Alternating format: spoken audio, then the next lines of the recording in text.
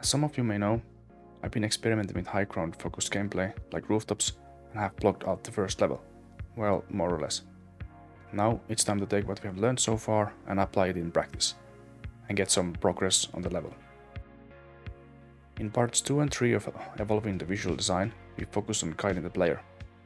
The key question is, how do we guide the player through the level naturally, without relying on obvious arrows or highlighted paths? One method we can use is framing. Framing is a technique in level design where you subtly guide the player's attention towards the intended path without explicit instructions. By using elements like lighting, color contrast, lines and shapes, we can help the player discover the key mechanics and areas smoothly and immersively. This technique is essential for improving level flow and fixing potential issues. So let's dive in. We'll assume the player is familiar with basic mechanics: wall running, vaulting, ledge grabbing, cable sliding, etc. From the start, does it feel clear what the player should do here? We can see they could slide under this object or ledge grab it. This is a simple example of a good framing at work. Let's look at another example. After the player slides under an object, they are presented with this view. Now, where are they supposed to go? There's an obvious opening on the left, but is it the only route? Here's a question. Do we need to have only one possible path? I don't think so. More options mean players can discover their own way, which can also create more replayability. But is there another viable path here? Not really. There's technically the ledge grab option, but what purpose does this serve? Now, moving on to the next area, we have two options. 1. Wall run into a ledge grab, or 2. Ledge grab on the right. This is intentional, offering players multiple routes based on their playstyle and thinking. Let's take the first route and see how visible the intended path is there. After a few wall runs, we reach the top. Here, cable sliding is the obvious choice. But then, what's next? This seems to be our first real roadblock. Let's figure out how to guide the player forward. To progress, the player needs to grab the ledge, shimmy to the left and climb up. How do we communicate this without a big "do this" sign? This is a perfect opportunity to introduce the ledge shimmying mechanic. Since it's the first time the player encountered this move, we need it to be intuitive. One option could be an opening in the fence.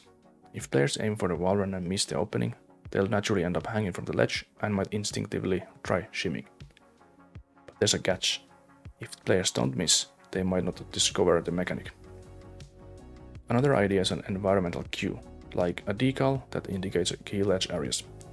Used consistently, players would subconsciously recognize the pattern, guiding them without explicit instructions.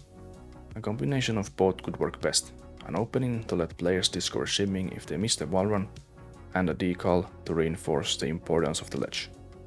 Testing this approach would give a better sense of whether it effectively teaches the mechanic. Let's switch to the second path for now. We vault the vents and arrive at the next rooftop with a room that has a ledge and an opening. This layout funnels players clearly through the opening, but again, it doesn't teach them shimming. Let's try moving the opening to the middle of the wall in the second room, so players can naturally encounter a ledge hanging scenario where shimming is pretty much required. It similarly teaches the mechanic. It's not necessarily guaranteed, but I think that is unavoidable. Some will miss it no matter what. I'm okay with that. We hop through the small platforms and get up to the building. Now we are at the same point as the other path. Here we have a small room with a ledge and an opening we can climb, as well as a cable to slide from. But the space still feels too open-ended. How do we focus the player's attention on the important path? This is a good time to talk about blocking in the context of framing. Blocking means physically obstructing certain paths or that seemingly look like paths to make the intended route stand out. In this case, we can use blocking to emphasize the opening.